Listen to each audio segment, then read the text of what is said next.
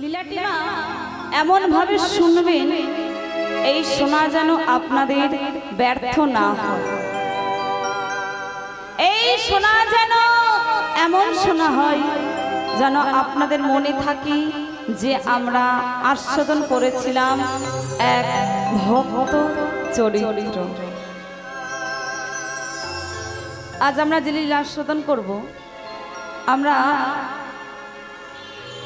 সবাই জানি যে গিরি গোবর্ধন বৃন্দাবনে অবস্থিত। আজকে আমরা জানব গিরি গোবর্ধন কমে গেল, একটু বাড়িয়ে দিন।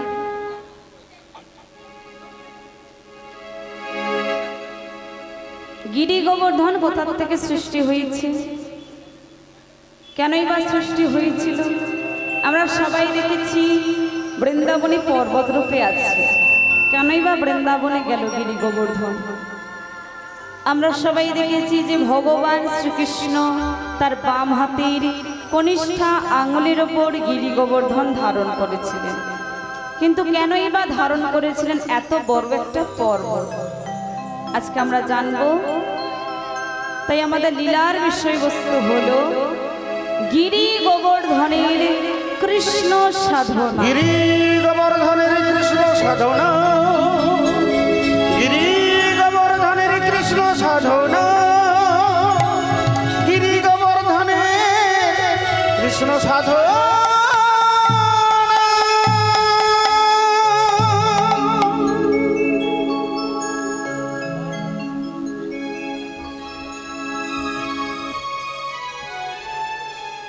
আসুন না, আপনারও এক ভক্ত, গোবর্ধনও এক ভক্ত, তার ভক্তির জোরে বৃন্দাবনে ঠাঁই পেয়েছে। তাই আসুন, আমাদের প্রথম প্রশ্ন হলো গিরি গোবর্ধনের সৃষ্টি কিভাবে হয়েছিল? এই প্রশ্নের উত্তর জানতে গেলে মা আমাদেরকে যেতে হবে সত্যযুগ। আচ্ছা বলুন তো মা, আমাদের কটা যুগ আছে? 4টে যুগ। আর আমাদের ধর্মের নাম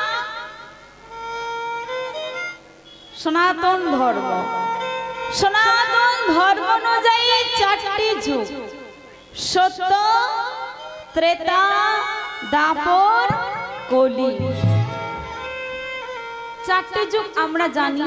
4 যুগে ভগবান এসেছিলেন এটাও আমরা জানি, কিন্তু ভগবান যে এসেছিলেন 4টে যুগে তার প্রমাণ কি আছে?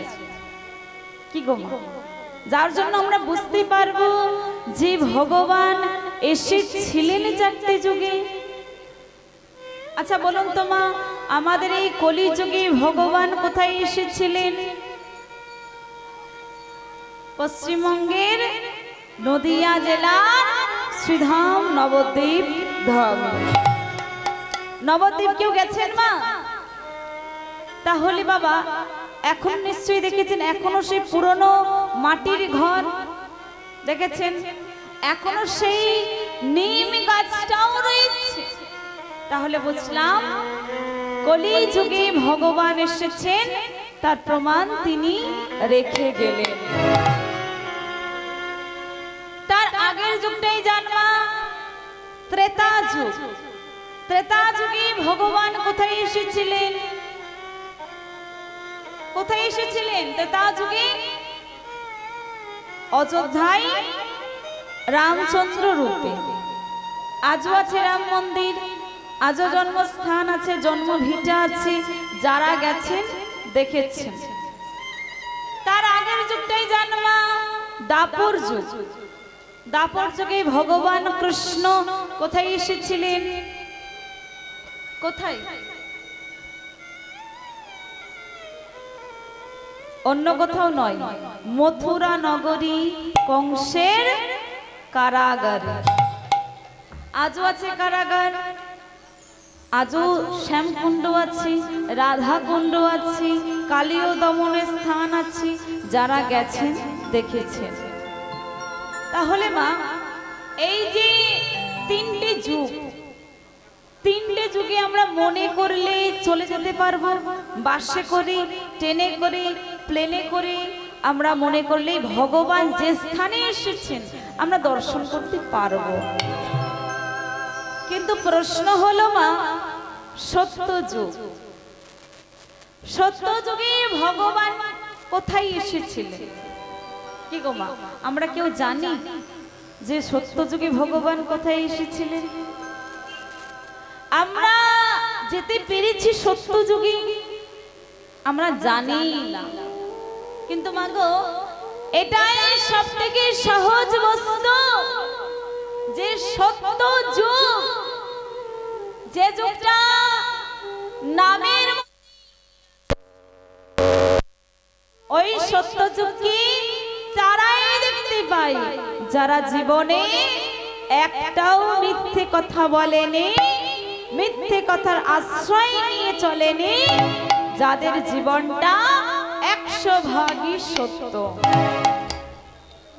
এখানের মধ্যে মা একজনও আছেন? হাত তুলে বলতে পারবেন অনেকেই আছে, যে আমি জীবনে একটাও মিথ্যে কথা বলিনি? কি গো মা, কেউ বলতে পারবো? প্রয়োজনে অপ্রয়োজনে, জ্ঞানী অজ্ঞানী আমাদের মিথ্যে কথা বলতেই হয়।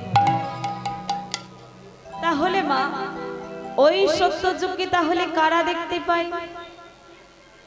এখনো কিছু যোগী মুনি ঋষি আছে যাদের এই অন্তরটা 100% সত্য, তারাই একমাত্র ওই সত্যযুগকে উপলব্ধি করতে পারে। গিরি গোবর্ধন সৃষ্টি হয়েছিল মা সত্যযুগে। একটু মা মন দিয়ে শুনতে হবে। সত্যযুগ শেষ হতে চলেছে, ত্রেতা যুগ আসবে, সত্যযুগ শেষ হবে আর ত্রেতা যুগ আসবে। ঠিক এমন সময় গোলকপতি নারায়ণ চিন্তা করছে, তিনি মনে মনে ভাবছি সত্যযুগ শেষ হয়ে যাবে, তারপর আসবে ত্রেতা, তারপর আসবে দাপর। কিন্তু আজকে আমার মনে সবথেকে বড় চিন্তা ওই যুগগুলো নিয়ে। কারণ এই সত্যযুগে অনেক দেবদেবী, অনেক দাস দাসী আমার চরণ সেবা করেছে, কিন্তু আগত যে যুগগুলো আসবে সে যুগে তো এত চরণ সেবা পাবো না। সে যুগে অনেক অসুর জন্মগ্রহণ করবে, অসুরগুলোকে ধ্বংস করতে হবে। এই কথা চিন্তা করতে করতে গোলকপতি নারায়ণ কিছুটা দূরে চলে গেলেন। আর মা, নারায়ণের চরণতলে কে বসে থাকে? কে বসে থাকে? লক্ষ্মী স্বরূপিণী রাধা। যেই না নারায়ণ চলে গেলেন, লক্ষ্মী স্বরূপিণী রাধা তিনিও চিন্তা করছেন, তিনিও মনে মনে ভাবছেন আর বলছেন, গোবিন্দ গোবিন্দ, এই যে যুগটা শেষ হয়ে যাচ্ছে, তুমি আমায় ত্যাগ করে চলে গেলে গোবিন্দ। গোবিন্দ, এই যে যুগটা শেষ হয়ে যাচ্ছে, আমারও মনে বড় চিন্তা, বড় যন্ত্রণা। কেন জানো? এই সত্যযুগে তোমার কত চরণ সেবা করেছি, কিন্তু আগত যে যুগগুলো আসবে, ত্রেতা যুগে কিছুটা সময় 14 বছর তোমার সঙ্গে বনবাসে থাকবো। আমি তো ভাবছি দাপর যুগের কথা। দাপর যুগে তুমি অভিমন্যু মুনিকে বর দিয়েছ, আমি নাকি তার অর্ধাঙ্গিনী হব। বলতে পারো গোবিন্দ, সেই বৃন্দাবনে তুমিও যাবে, সেই বৃন্দাবনে আমিও যাব, কিন্তু গোবিন্দ আমি যে তোমার চরণ সেবা করতে পারবো না গোবিন্দ। তাই কি হয়েছে একটু বোঝার চেষ্টা করুন। অন্য কেউ নয়, দুজনেই জগতের ভগবান। একজন চিন্তা করছে পরবর্তী যে যুগগুলো আসবে সে যুগে অসুরগুলোকে ধ্বংস করবে, আর একজন ভাবছি পরবর্তী যে যুগগুলো আসবে সে যুগে আমি আমার গোবিন্দের চরণ সেবা করতে পারবো না। তাই আমার রাধারানী আমার এই সত্য যুগে বসে দাপর যুগের উদ্দেশ্যে ক্ষীরোদ সাগরের কোলে রাধা গোবিন্দকে দর্শন করে গেয়ে উঠল। কেমন ভাবে? ও গোসে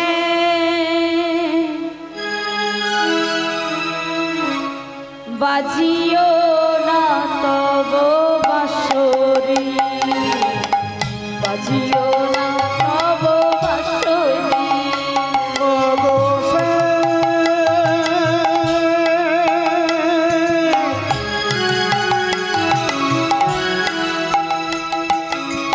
বাজিও না তব বাঁশরি,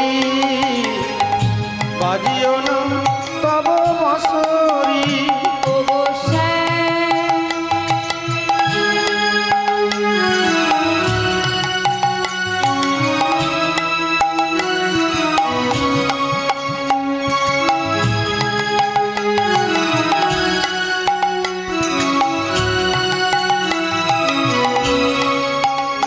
ও গোসে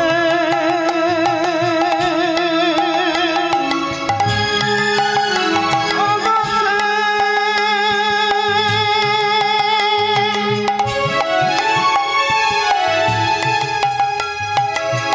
তুমি এমন করে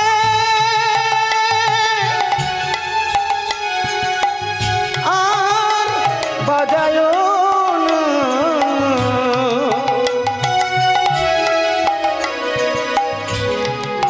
তোমার ওই মোহন বাঁশরি। ও গোসে ও গো আমার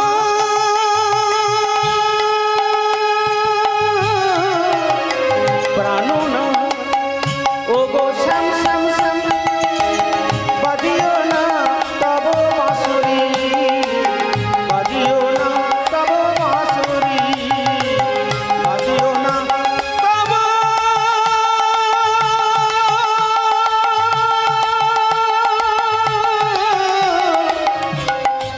ওই বাঁশরি। ওগো শ্যাম তুমি বাজিও না তব বাঁশরি। যেই না রাধারানী আমার বলে উঠলেন, গোবিন্দ আমার ছুটতে ছুটতে এসে প্রাণ ভরে রাধারানীকে আলিঙ্গন করে বললেন, রাধে রাধে, এ তুমি কি শোনালে? ওগো শ্যাম তুমি বাজিও না তব বাঁশরি।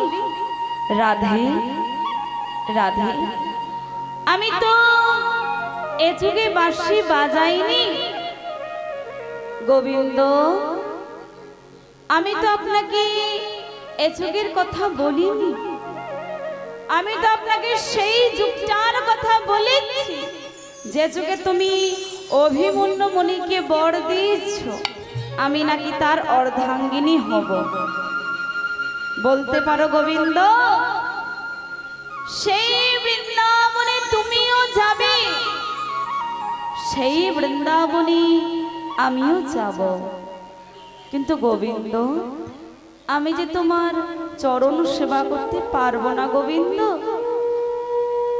রাধে রাধে, তুমি আমায় এত ভালোবাসো, এই সত্য যুগে বসে দাপর যুগের কথা চিন্তা করছো। শোনো রাধে, দাপর যুগে আয়ানের ঘরণী হয়েও তুমি আমার চরণ পাবে। কিভাবে গোবিন্দ? শোনো রাধে, আজকে আমি সৃষ্টিকার্য শুরু করলাম। কি সৃষ্টিকার্য গোবিন্দ?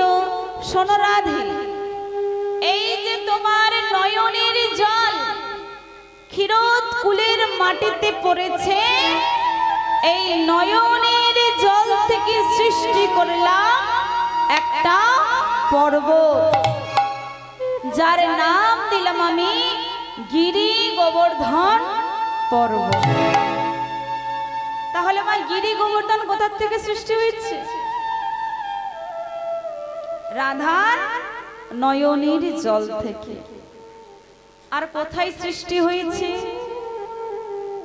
ক্ষীরোদ সাগরের কোলে। আর কোন যুগে সৃষ্টি হয়েছে? সত্যযুগের শেষ লগ্নে।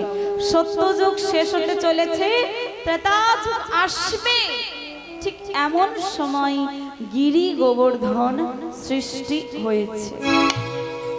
এইবার যেই না পর্বতরা সৃষ্টি হয়েছে মা, পর্বতরা যেন একটা প্রাণ ফিরে পেয়েছে। আর যেই না প্রাণ ফিরে পেয়েছে, ওই সত্য যুগে ক্ষীরোদ সাগরের কোলে রাধা গোবিন্দকে দর্শন করে গেয়ে উঠল। কেমন ভাবে? কৃষ্ণ কৃষ্ণ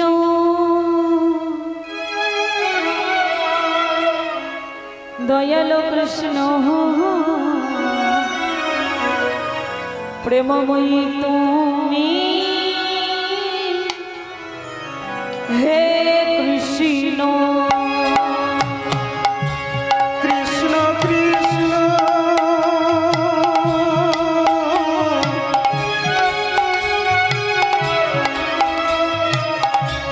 দয়ালো কৃষ্ণ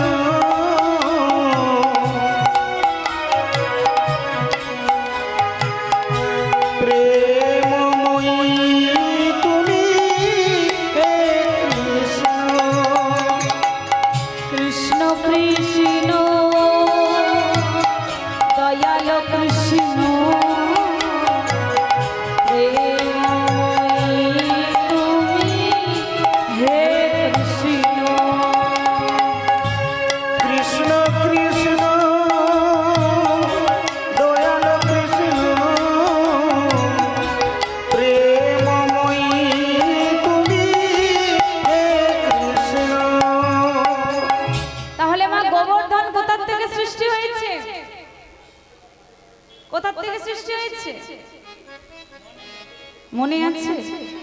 নেই? কোথা থেকে সৃষ্টি হয়েছে? রাধার নয়নের জল থেকে। যে রাধার মধ্যে এত ভক্তি, এত প্রেম, পর্বতের মতো ভক্তি হবে, প্রেম থাকবে। এইবার আমরাও তো সবাই ভক্তি নিয়ে ভক্তি রাজ্যে বসবাস করছি, ভক্ত রূপে এসেছি, ভক্তি নিয়ে এসেছি। তাহলে মা আমরা নাম করব না? কি গো মা, করবো তো? আমরা তো কলিযুগের মানুষ হয়েছি। এই কলিযুগের মানুষ হই মা, যে নামটা আমরা সবাই জানি, সে নামটা একটু করতালি দিয়ে করব। সবাই মিলে একসঙ্গে হরি কৃষ্ণ হরি কৃষ্ণ কৃষ্ণ কৃষ্ণ হরে হরে হরে রাম হরে রাম রাম রাম হরে হরে হরে কৃষ্ণ হরে কৃষ্ণ কৃষ্ণ কৃষ্ণ আর একটু জোরে হরে রাম হরে রাম রাম রাম হরে হরে। আরেকবার হরে কৃষ্ণ হরে কৃষ্ণ কৃষ্ণ কৃষ্ণ হরে হরে হরে রাম রাম রাম হরে রাম। এই যে মা এত সুন্দর কৃষ্ণ নাম করলেন, নিজেদের অজান্তে কিন্তু একটু পুণ্য অর্জন করে ফেললেন।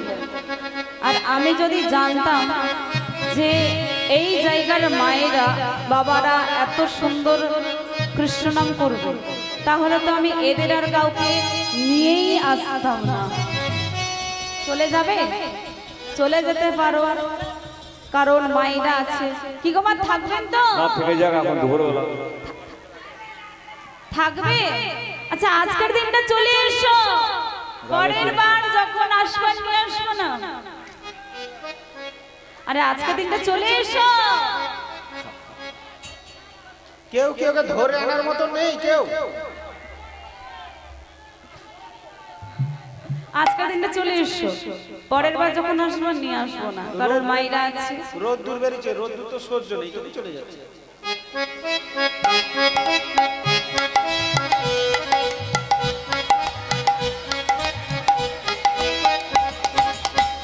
এই যে মা এত সুন্দর প্রশ্নম করলেন, এইবার মা বলুন তো আমার গৌর হরির হাতটা কোন দিকে ছিল?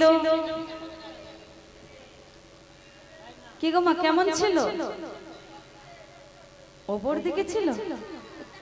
তুমিও তো ভুল দেখাচ্ছ। রাগে দেখা রাগে। কি গো মা, কোন দিকে ছিল? ওপর দিকে ছিল? এটা তোলা যাবে? সবাই মিলে, বেশি নয় 2 মিনিট একসঙ্গে সবাই মিলে।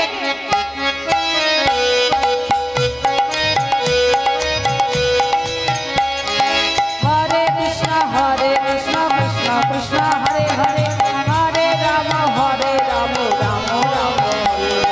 হরে কৃষ্ণ কৃষ্ণ কৃষ্ণ হরে হরে, হরে রাম রাম রাম হরে।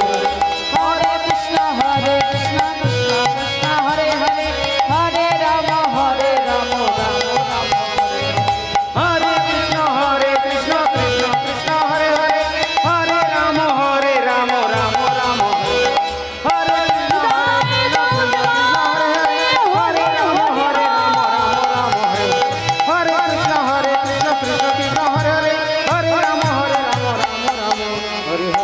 হরে কি গো মা, কৃষ্ণ নাম করে আনন্দ হয়েছে? জোরে বলো। তিনি হচ্ছে আনন্দের বিগ্রহ, আনন্দ তো হবে। এইবার কৃষ্ণ নাম শুনে যেমন আপনারা আনন্দ পেলেন, ঠিক তেমনি ওই দিন গোবর্ধনের মুখে কৃষ্ণ নাম শুনে আনন্দ পেলেন আমার গোবিন্দ আর রাধা রানী। গোবিন্দ বললেন, গোবর্ধন তুই এত সুন্দর আমার নাম করছিস। গোবিন্দ, তুমি যার নয়নের জল থেকে সৃষ্টি করেছো সে তো সদা সর্বদা তোমার নাম করছে, তা আমি করব না? বলে ঠিক আছে, শোন গোবর্ধন, তোকে কেন সৃষ্টি করেছি জানিস? একটাই কারণে, তোর গহ্বরে আমি আর রাধা রানী লুকিয়ে প্রেমাস্বাদন করব, আর সেইখানে তুই আমাদের চরণ সেবা করবি।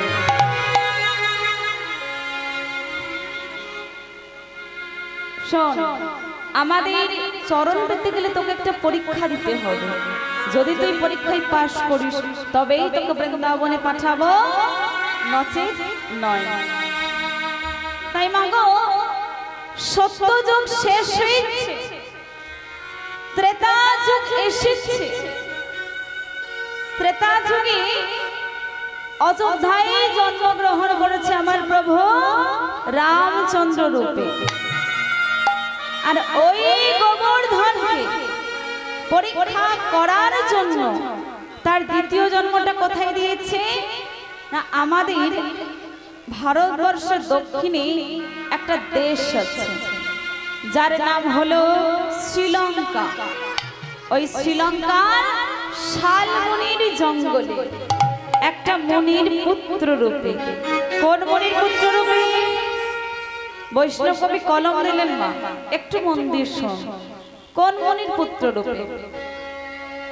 দ্রোমগিরি পুত্র সেজে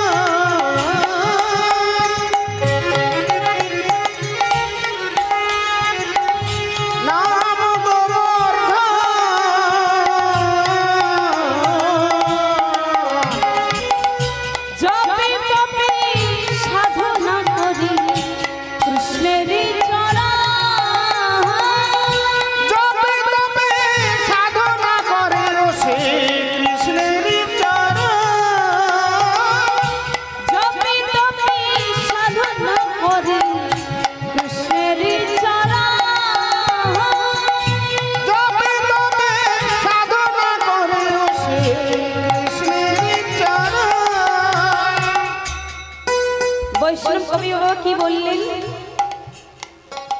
দ্রৌগিরীর পুত্র সেজে নাম গোবর্ধন, সে জপে তপে সাধনা করি কৃষ্ণের চরণ।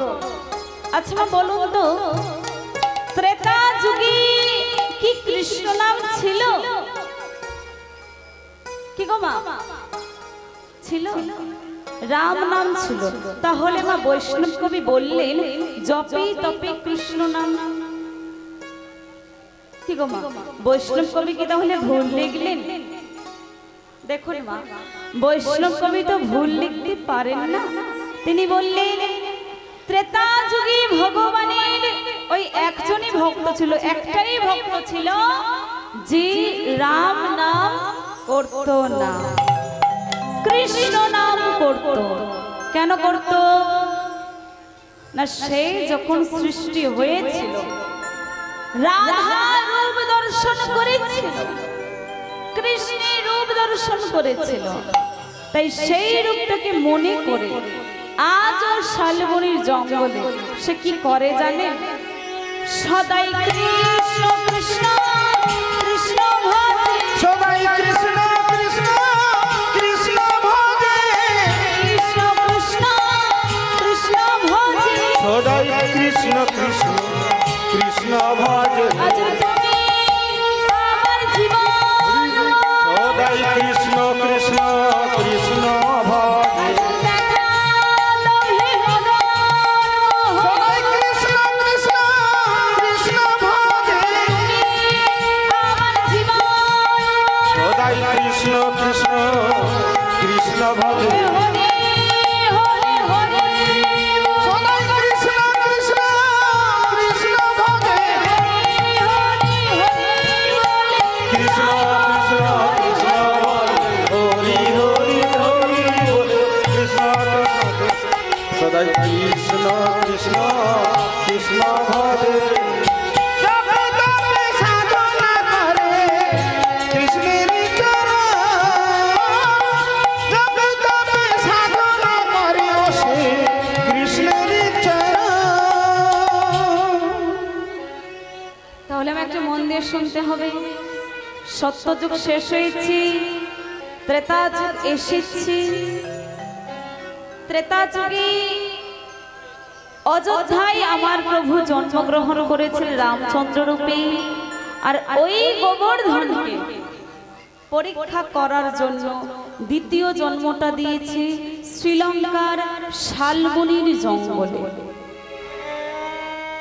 বাবার নাম হলো দ্রৌগিরী, মায়ের নাম পদ্মাবতী। এইবার একা একা শালবনির জঙ্গলে ভজন সাধন করত। এবার যাকে প্রভু জন্ম দিয়েছে দ্বিতীয়বার, তাকে তো পরীক্ষা করে দেখবে যে তার অন্তরে কতটা ভক্তি আছে। যদি ভক্তি থাকে তবেই তো বৃন্দাবনে পাঠাবে।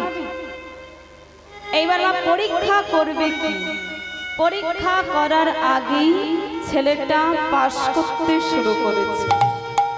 কি পাস না, যখন তার 7 বছর বয়স, ছোট্ট ছেলে, 7 বছর বয়সে গোবর্ধন কি করেছে, তার বাবার ঘর ত্যাগ করে ভজনের জন্য বেরিয়ে চলে গেল শালবনির জঙ্গলে। দ্রৌগিরী মনে মনে ভাবে যে ছেলেটা তো আগে একার দিন বাড়িতে আসত, এখন তো তাও আসে না। কি করি, কোথায় থাকি, আমায় দেখতে হবে।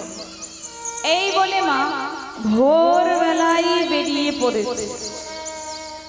ধীরে ধীরে জঙ্গল মাঝে প্রবেশ করে দেখছে গোবর্ধন একটি গাছের নিচে বসে বসে ভগবানকে ডেকে চলছে। গোবর্ধনের কাছে এসে বলছে, খোকা,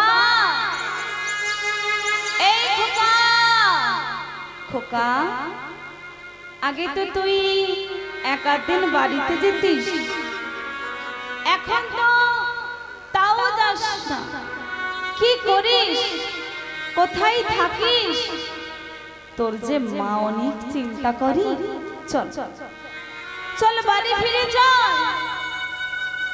বাবা, ও বাবা, তুমি আমায় কোথায় যেতে বললে? কেন বাড়িতে? বাবা, আমি তোমার সঙ্গে বাড়ি যেতে পারি যদি তুমি আমার একটা প্রশ্নের উত্তর দিতে পারো। কি প্রশ্ন? বাবা, তুমি বলতে পারো আমাদের আসল বাড়ি কোনটা? বলে কেন? যে ঘরে আমি থাকি, যে ঘরে তোর মা থাকি, যে ঘরে তুই জন্মগ্রহণ করেছিস, ওটাই তো আসল বাড়ি। বাবা, ও বাবা, ওটা যদি আসল বাড়ি হয়, তুমি আমায় কথা দাও যে সারা জীবন তুমি ওই ঘরটার মধ্যে থাকতে পারবে। কি গো মা, সারা জীবন ওই ঘরের মধ্যে থাকা যাবে? থাকতে পারবেন? দ্রৌপদী বলে, খোকা, সারা জীবন তো থাকতে পারবো না। এই দেহ থেকে যেদিন প্রাণ পাখি চলে যাবে, ওই ঘর যে আমায় ত্যাগ করতে হবে। বাবা, এই দেহ থেকে প্রাণ পাখি চলে যাওয়ার পরে যদি ঘরটা ত্যাগ করতে হয়, ওটা আসল ঘর হলো কিভাবে? ওটা আসল ঘর নয় বাবা। আমি তোমাকে বলছি কোনটা আসল ঘর। বাবা, এই যে ভগবান এত সুন্দর এই মানব দেহ নিয়ে পৃথিবীতে পাঠিয়েছে, এই দেহটা কেউ ঘর রূপে পাঠিয়েছে। এখন না আপনারা বলবেন যে দেহ আবার কবে থেকে ঘর হলো? একটা ঘর করলে অনেক কুঠুরি থাকে, শোয়ার জন্য ঘর থাকে, বসার জন্য ঘর থাকে, টিভি দেখার জন্য ঘর থাকে, রান্না করার জন্য ঘর থাকে। তা আমাদের এই দেহের মধ্যে কুঠুরি কোথায়? বুঝবো কেমন করে যে এই দেহটাও একটা বাড়ি? এই প্রসঙ্গে মা বাংলার একটা বিখ্যাত কবি একটা গান লিখলেন, যে গানটা শুনলে আপনাদের প্রত্যেকেরই মনে হবে যে সত্যিই তো এই দেহটা একটা বাড়ি। আট কুঠুরি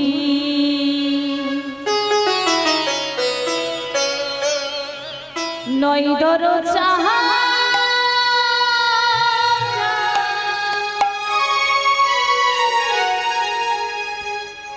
মাঝে মধ্যে ঘর আট কুঠুরি নয় দরজা,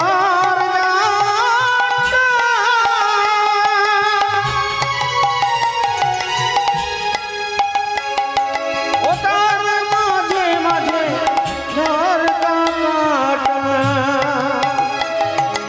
আট কুঠুরি নয় দরজা,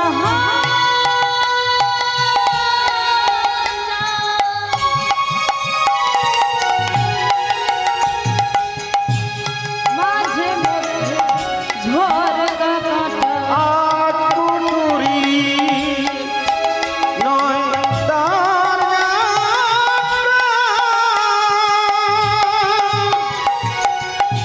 মাঝে মাঝে ঝড় কাটা। আবার তারে উপরে সবার কোঠা, তার উপরে ওই সদর কোঠা। আয়না মহল তার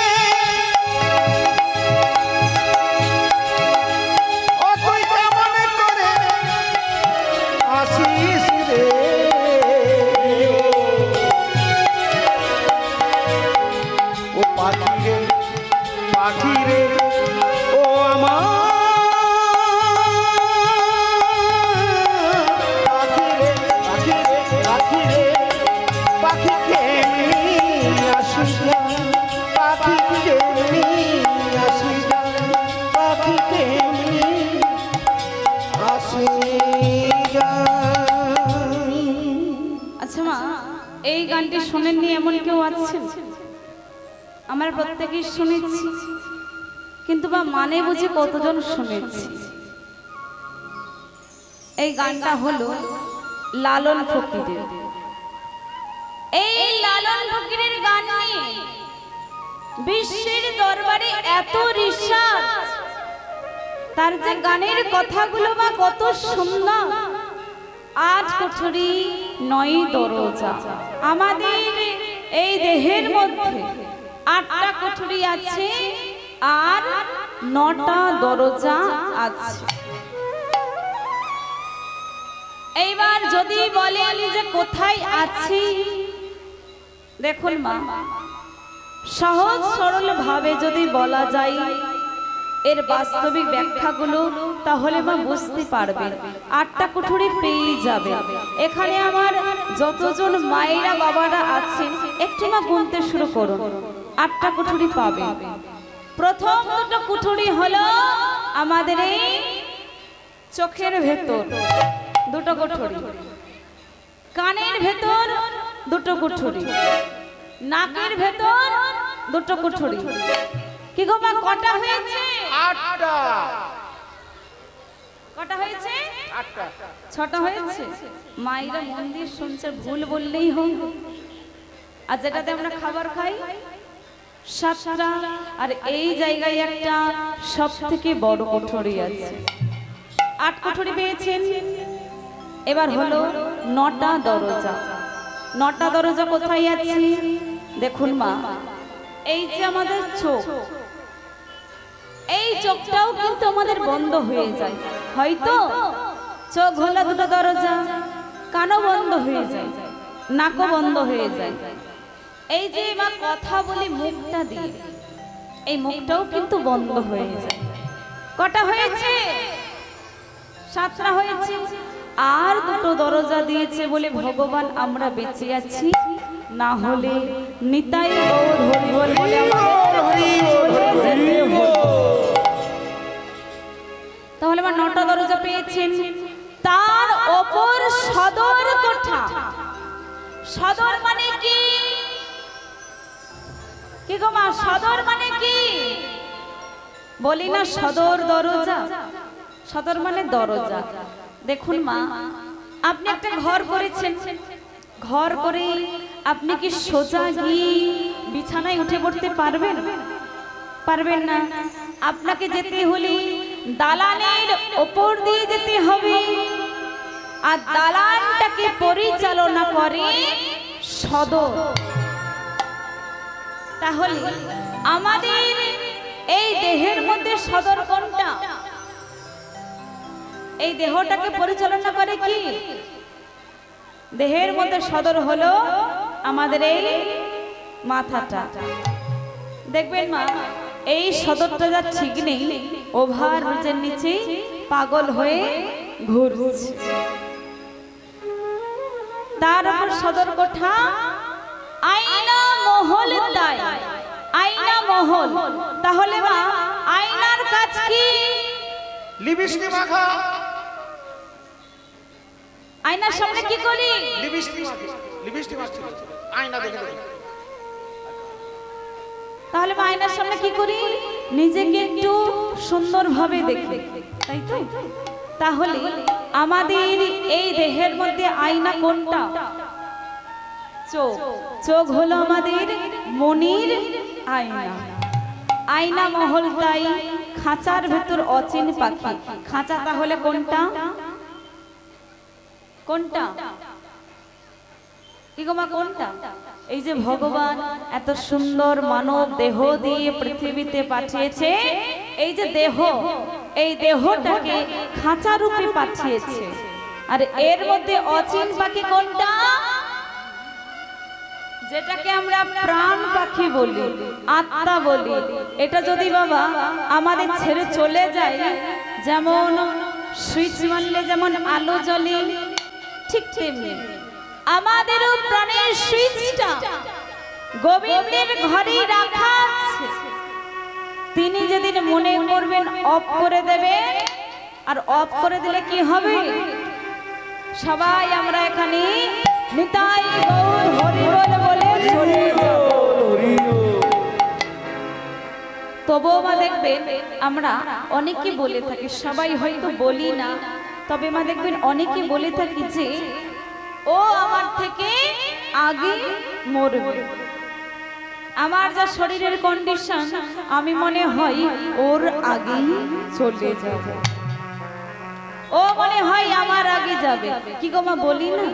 কিন্তু মা গো, এই পৃথিবীতে সব থেকে সত্যি কথা হলো যে আমার মৃত্যু হবে, এটা আমরা সবাই জানি। কিন্তু মা গো, এটাই আমরা বলি না। এখানে আমরা মা যতজন বসে আছি, আমি সবাইকে মা বলে যাই, আমাদের প্রত্যেকের মৃত্যু 7টা দিনের মধ্যেই হবে। কিভাবে 7 দিন? আচ্ছা বলুন তো মা, এক বছরে কটা দিন হয়? 365 দিন। 365 দিনের মধ্যে কটা সপ্তাহ থাকে? কি গো মা, কটা? 52টা সপ্তাহ। আর এক সপ্তাহে কটা করে দিন হয়?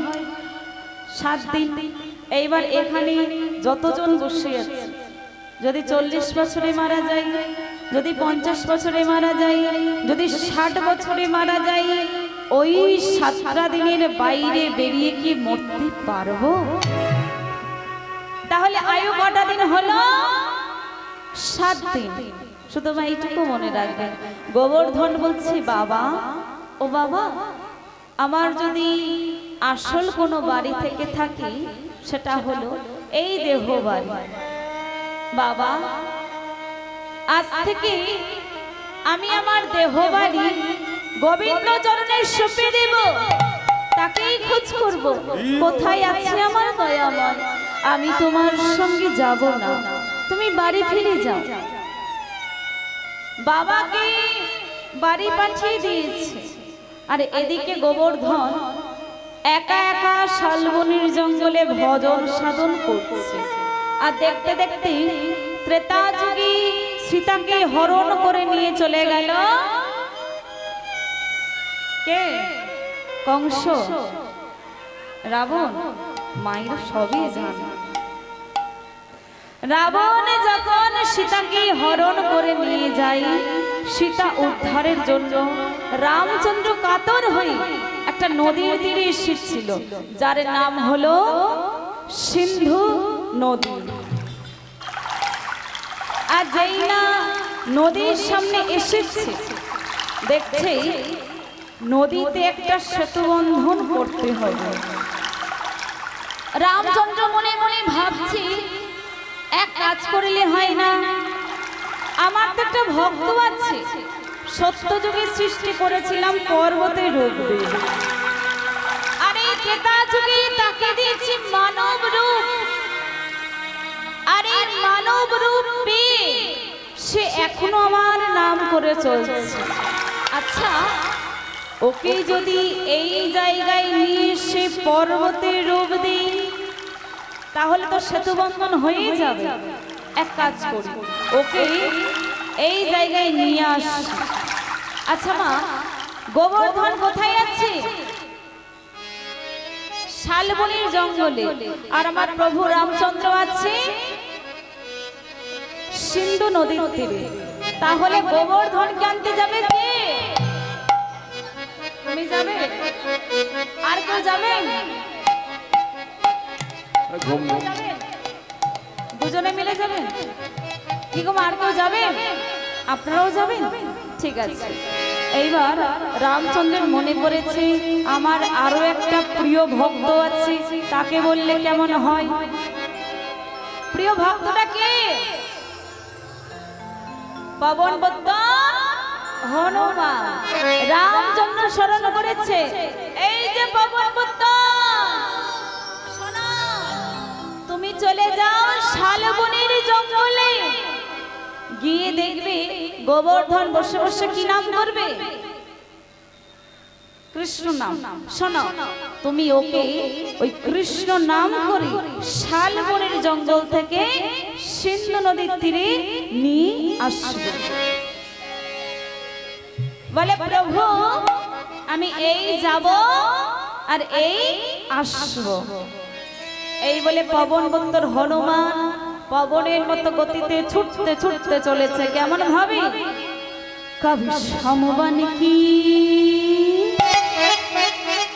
कभी राम बन की चलिया ना प्रभु जी चलिया।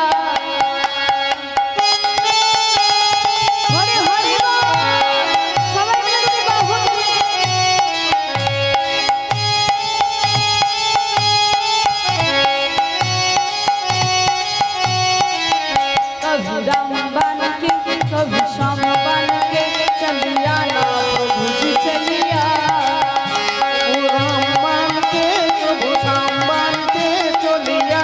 प्रभु जी चलिया तू राम बन के चलिया ना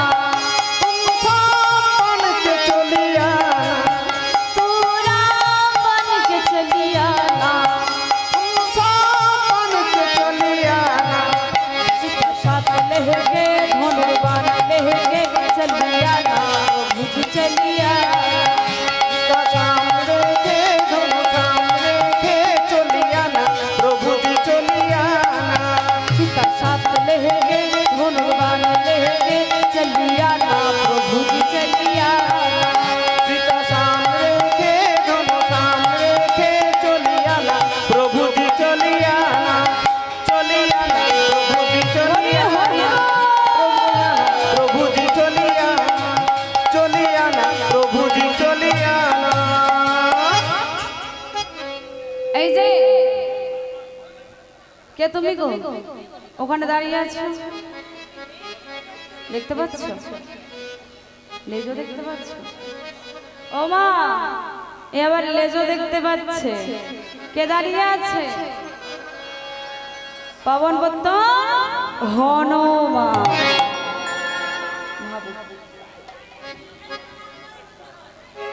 সমবেত ভক্তমণ্ডলী ও ভক্তিমতী মায়েরা, আজকে আমাদের এই লীলা কীর্তনে মৃদঙ্গ বাদক যে ভদ্র মহিলা মৃদঙ্গ বাজাচ্ছেন, ওনার মৃদঙ্গ বাজায় মুগ্ধ হইয়া 85 টাকা পুরস্কৃত করছেন। একটু জোরে হাতের তালি।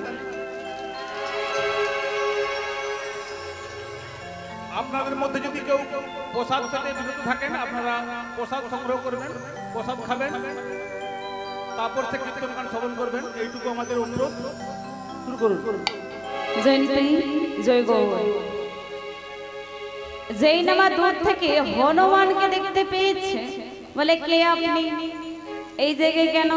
বলে শোন, তুই আমায় চিনবি না, আমার নাম হলো হনুমান। বলে আপনি কেন এসেছেন? বলে গোবর্ধন, তুই যার নাম করিস আমিও তার নাম করি।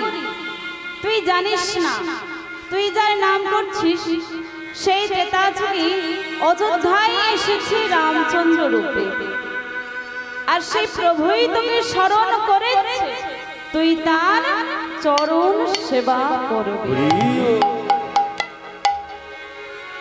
গোবর্ধন, আমি শুনলাম তুই নাকি আগের জন্মে পর্বতের রূপে ছিলি।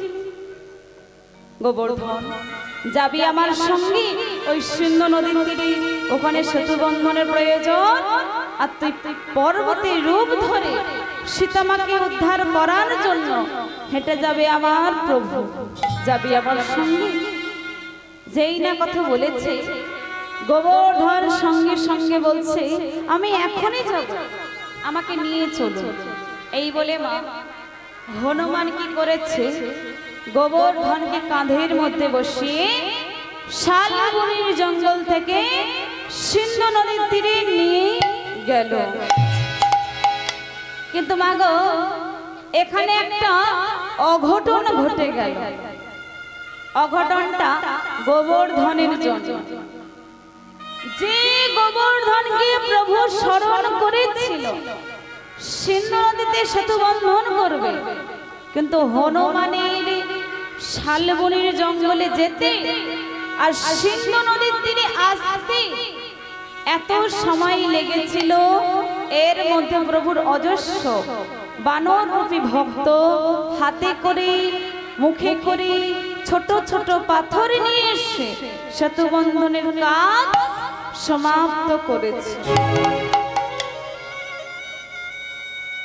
গোবর্ধন এসে দেখছি তাহলে তো আমি আর সেতু বন্ধন করতে পারবো না। তাই কি হয়েছে, ছুটতে ছুটতে রামচন্দ্রের চরণ দুটি জড়িয়ে ধরে বলে, প্রভু প্রভু তুমি আমাকে স্মরণ করেছ, তুমি আমাকে আদেশ করেছ সিন্ধু নদীতে সেতু বন্ধন করার জন্য, কিন্তু প্রভু আমি আসার আগেই তুমি সেতু বন্ধন করিয়ে নিলে। তাহলে যে প্রভু আমাকে তুমি মানব জন্ম দিয়েছ, মানব জন্ম পেয়ে তোমার চরণ সেবা করব, আমি তো পারলাম না।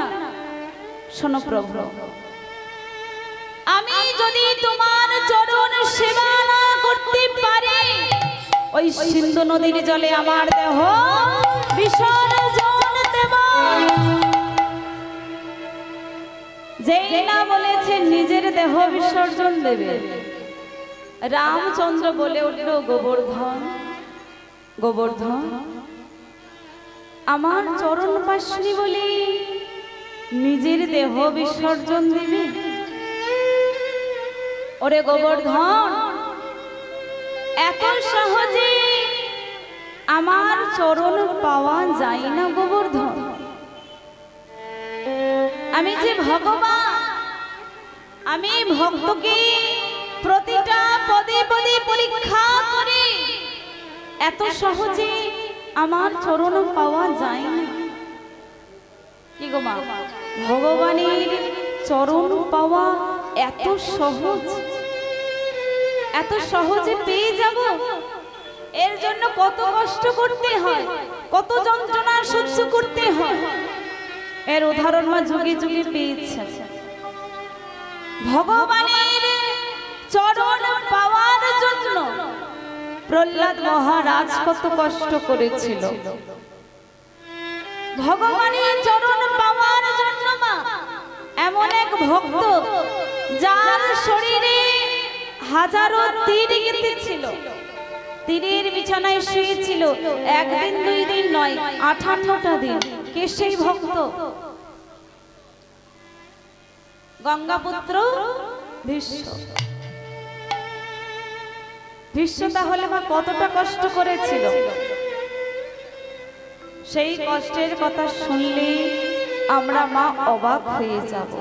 আমাদের জীবনে যদি মা সামান্য দুঃখ আসে, সামান্য কষ্ট আসে, আমরা ভগবানকে দোষ দিই, বলি না যে আমার জীবনে যত দুঃখ যত কষ্ট তুমি দিয়েছ।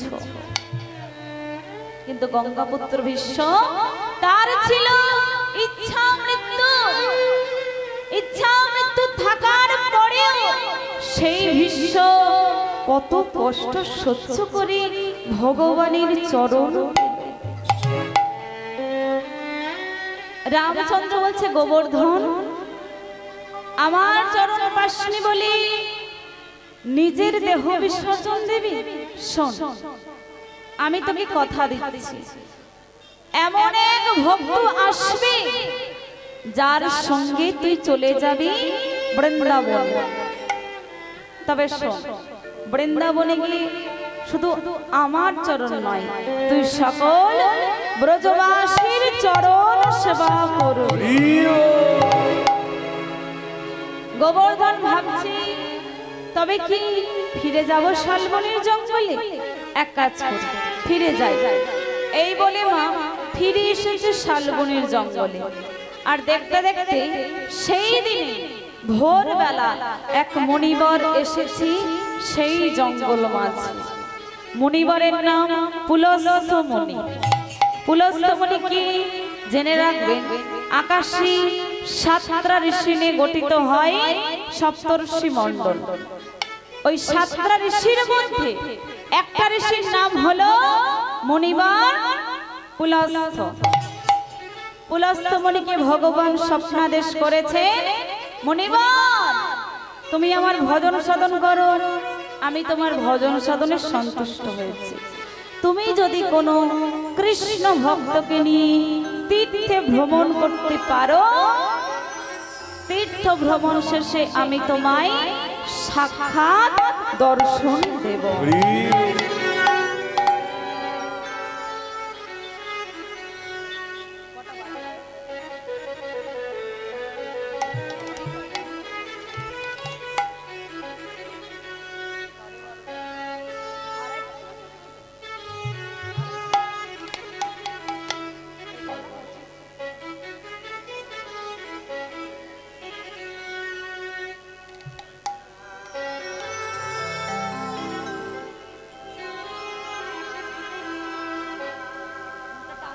হরে কৃষ্ণ, জয় নিতাই, জয় নিতাই, হরে কৃষ্ণ।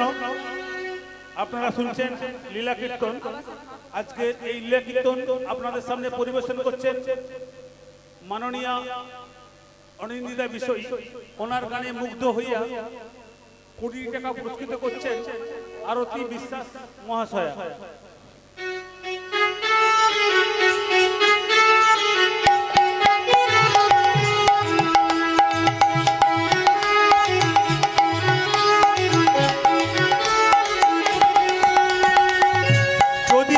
আপনারা এখনো পর্যন্ত প্রসাদ পেতে বাকি থাকে, আপনারা দয়া করে প্রসাদটা সংগ্রহ করবেন।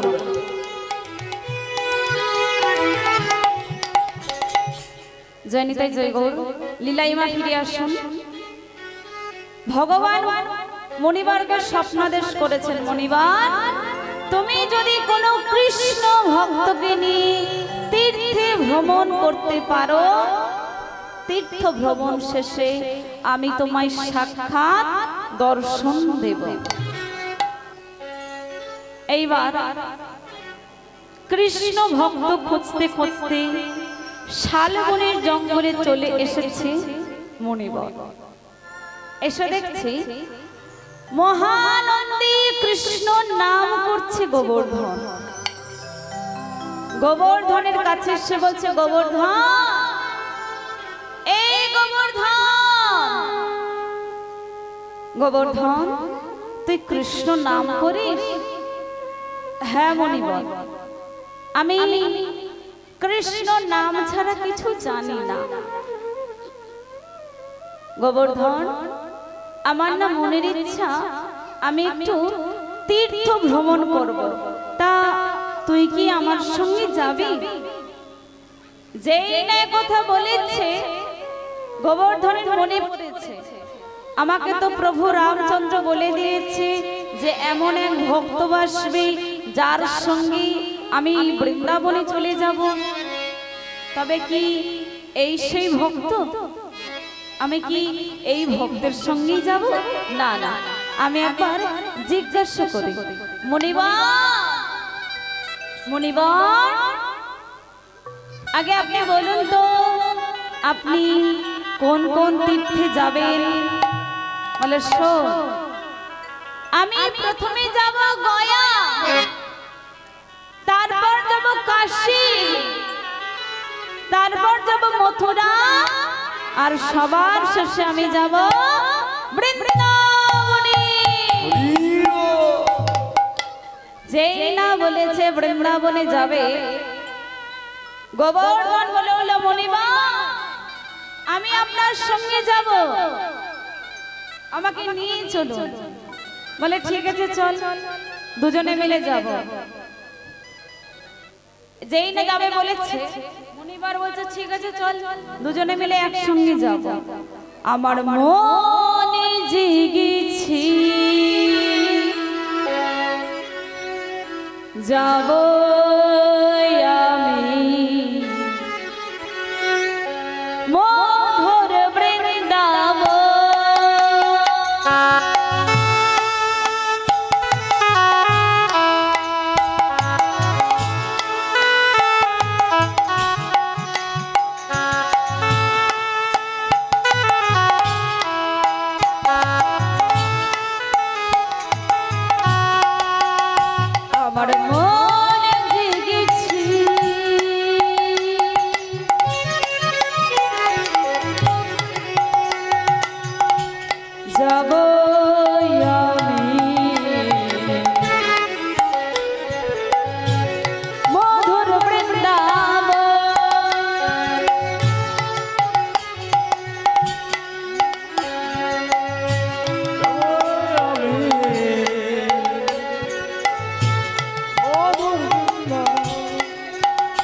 আমার মোহন জেগেছে যাবই যাব